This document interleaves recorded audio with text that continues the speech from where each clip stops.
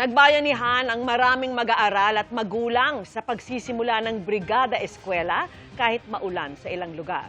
Ang mga paghahanda sakto isang linggo bago ang pasukan, tunghayan sa pagtutok ni Oscar Oida. Ngayong unang araw ng Hunyo, pinangunahan ni Education Secretary Sani Angara ang pagsisimula ng Brigada Eskwela sa Cabadbaran National High School sa Agusan del Norte. Nakiisa si Angara kasamang ilang lokal na opisyal sa paghahanda sa nalalapit na balik eskwela. Kasama na dyan ang pagbibintura ng mga blackboard, pagwawalis ng classrooms at pagtatanim ng puno. Ganyan din ang naging paghahanda ng mga residente at ilang mag-aaral sa Tinib Calangcusan Integrated School sa Kasiguran, Aurora. Nagtabas ng damo ang mga residente sa paligid ng paaralan. Maging sa Kasiguran Central School, puspusa na rin ang paglilinis ng mga magulang. Nilinis na rin ang mga silid paaralan at mga gamit dito. Sa kabila ng masamang panahon sa Samal, Bataan, nakibahagi pa rin ang mga magulang sa paglilinis ng mga silid-aralan sa Samal South Elementary School. Mga electric fan, upuan at mga pader ang pinagtulungan nilang ayusin. Naging abala rin ang mga magulang sa Parang Elementary School sa Marikina City. Sa Rosauro Almario Elementary School sa Tondo, Maynila, pinasinayaan naman ang Brigada Eskwela sa pagkakaroon ng parada na layuning makahikayat pa ng maraming volunteers. Oscar Oida, Nakatutok, 24 Oras. Hiniling ng kampo ni dating Pangulong Rodrigo Duterte sa International Criminal Court o ICC Trial Chamber 3 na muli siyang isailalim sa medical examination. Yan ay para matukoy ang kakayahan ni Duterte na humarap sa paglilitis para sa kasong crimes against humanity. Ayon sa legal counsel ni Duterte na si Peter Haynes, ang naunang medical assessment kay Duterte ay limitado lang sa pre-trial stage. May obligasyon anya ang trial chamber na suriin ang kalusugan ni Duterte kada 120 araw o kapag hiniling ng isang partido. Sa unang status conference noong nakaraang linggo, sinabi ni ICC Trial Chamber 3 Presiding Judge Joanna Corner na ipag-uutos sila ang re-examination sa kalusugan ni Duterte. Pagresolba sa territorial dispute at paglaban sa cross-border crimes ang ilan sa napagkasunduan sa state visit ng Vietnamese President sa Pilipinas. Nakatutok si JP Soriano. Sinalubong mismo ni Pangulong Bongbong Marcos at First Lady Liza Araneta Marcos sa Malacanang sina Vietnamese President To Lam at First Lady Ngo Phuong Ly. Bahagi ng unang state visit ng Vietnamese leader ang pulong nila ni Pangulong Marcos. Sa joint statement na binasa ng Pangulo, binanggit na pinagtibay ang commitment ng dalawang bansa sa pagpapanatili ng kapayapaan, stability, freedom of navigation at overflight sa South China Sea. As fellow claimant states, we reaffirm that maintaining peace, stability, and the freedom of navigation and overflight in the South China Sea remains non-negotiable.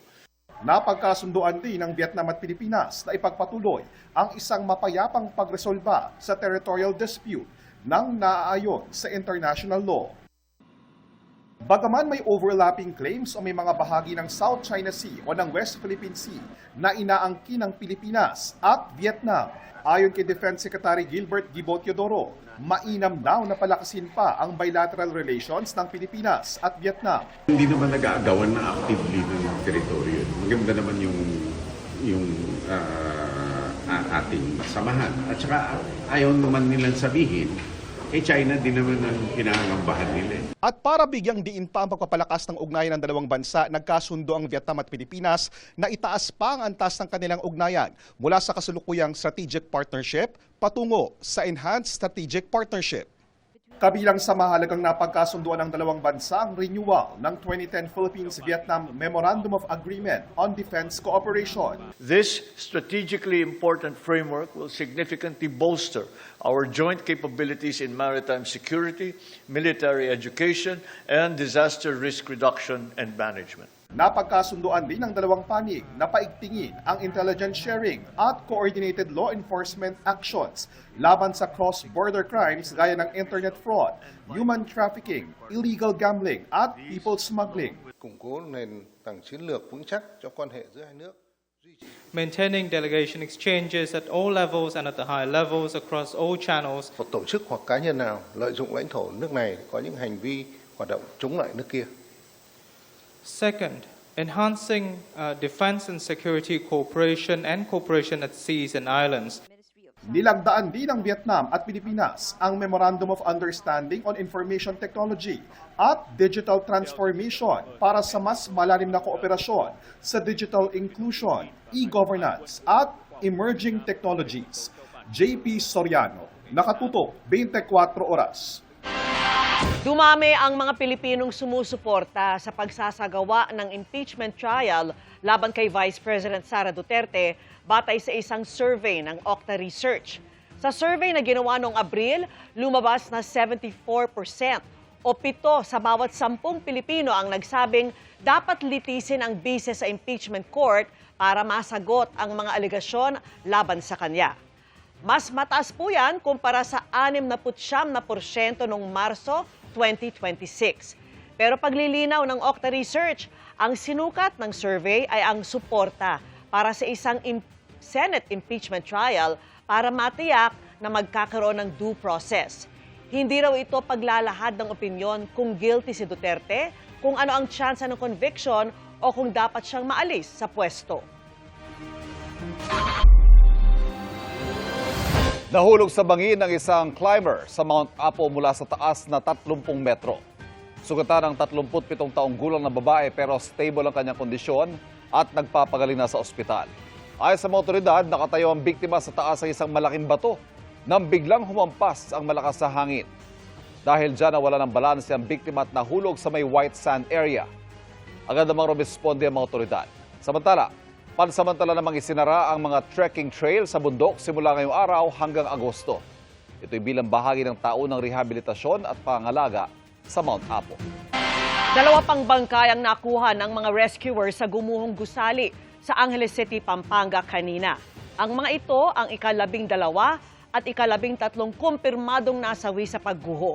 Na-recover ang mga bangkay sa Quadrant 2 ng gumuhong gusali. Kasalukuyang pinoproseso ang mga labi para malaman ang kanilang pagkakakilanlan.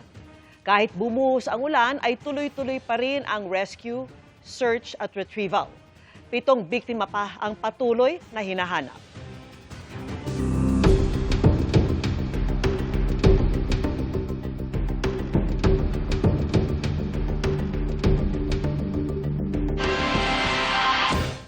Dinala na ng mga abogado ni Vice President Sara Duterte sa Senado ang kanyang sagot sa bawat isa sa Articles of Impeachment.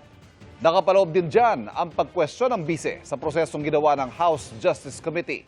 Nakatutok si Jonathan Andal.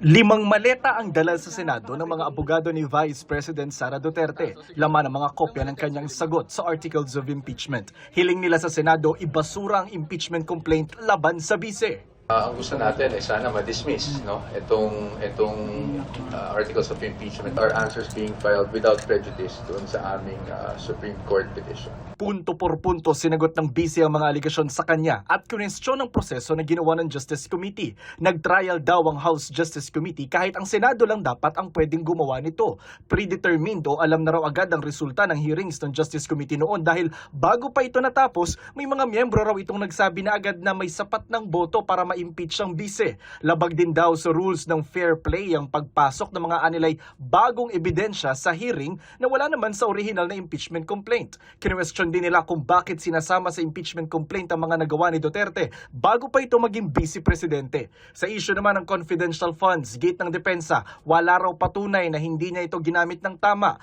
Sa salin, hindi raw naipakita ng Articles of Impeachment na may nakaw o tagong yaman. Sa akusasyon naman ng political destabilization, sedition at pagbabanta, gate ng depensa, taken out of context sa mga pahayag ng ginawang basihan ng reklamo.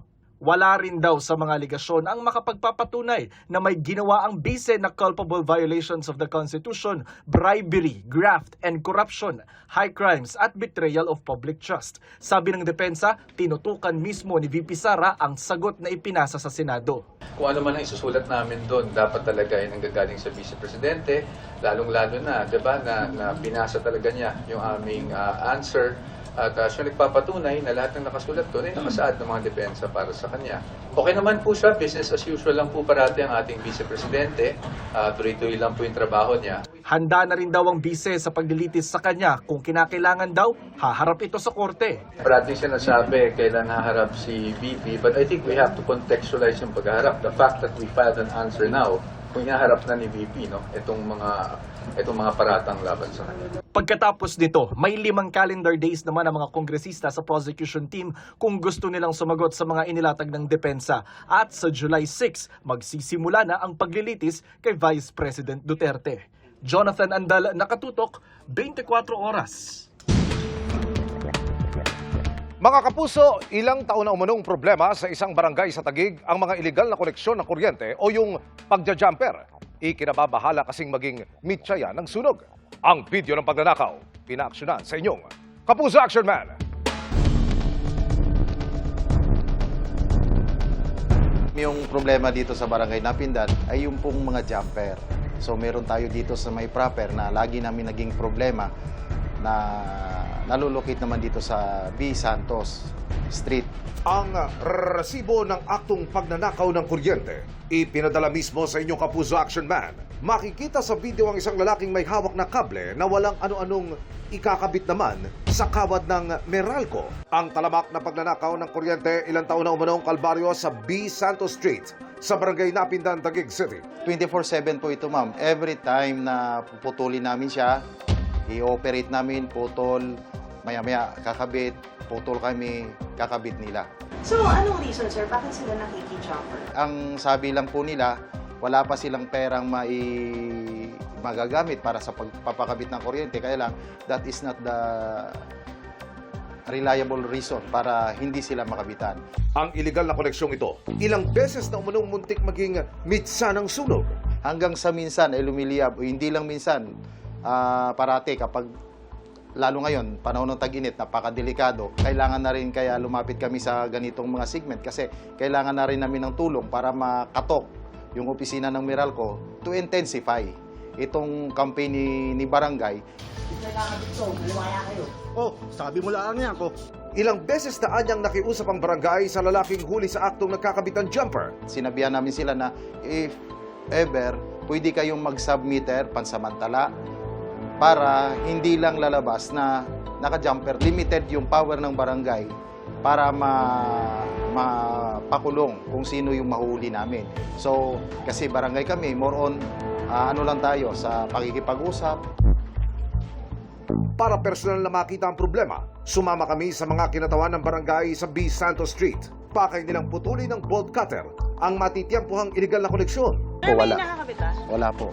Baka may nakatimbre sa kanila kasi nakita tayo.